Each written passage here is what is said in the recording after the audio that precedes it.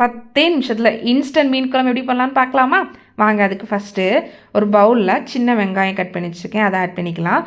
அது கூடவே 10 பல் பூண்டு, 3 பச்சை மிளகா, 1 டேபிள் ஸ்பூன் மஞ்சள் தூள், 1 டேபிள் ஸ்பூன் தனியாத்தூள், 2 டேபிள் ஸ்பூன் மிளகா வத்தல் பொடி, தேவையான அளவு உப்பும் போட்டு நல்லா மிக்ஸ் பண்ணி எடுத்துக்கோங்க.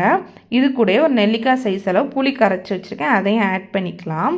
இப்போது இந்த கரைசலை தனியாக வச்சுட்டு ஒரு மீன் சட்டியில் 1 டேபிள் ஸ்பூன் ஆயில் விட்டுக்கோங்க. அது கூடவே 1 டேபிள் ஸ்பூன் கடுகு, 1 டேபிள் ஸ்பூன் வெந்தயம், 1 டேபிள் ஸ்பூன் சீரகம், இது அவ்வளோ பொட்டினதுக்கப்புறமா அது கூட கருவேப்பிலையும் சின்ன வெங்காயம் கட் பண்ணிச்சு அதையும் போட்டு நல்லா வதக்கி எடுத்துக்கலாம். வதங்கினதுக்கப்புறமா தக்காளி கட் பண்ணி வச்சுக்க அதையும் போட்டு நல்லா மசிகிற அளவுக்கு நல்லா இது பண்ணி எடுத்துக்கோங்க.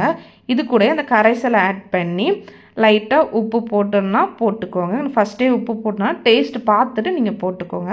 இந்த மாதிரி லைட்டாக நுர வந்ததுக்கப்புறமா மாங்காய் கட் பண்ணி வச்சுக்க அதையும் ஆட் பண்ணி மூடி வச்சுக்கோங்க. இந்த மாதிரி குழம்பு நல்லா வற்றி வந்ததுக்கப்புறமா மீனையும் ஆட் பண்ணி அது கூட கொத்தமல்லி தலையும் போட்டு மூடி வச்சுருங்க. நல்லா சிம்மில் வச்சுக்கோங்க, நல்லா கொதிக்கட்டும். இப்படி ஒன்ஸ் ட்ரை பண்ணி பாருங்கள், நல்லாயிருக்கும். சுட சுட சோத்தில் வச்சு சாப்பிட்டோன்னா அவ்வளோ டேஸ்ட்டாக இருக்கும், அப்படியே டெம்ப்ட் ஆகும்.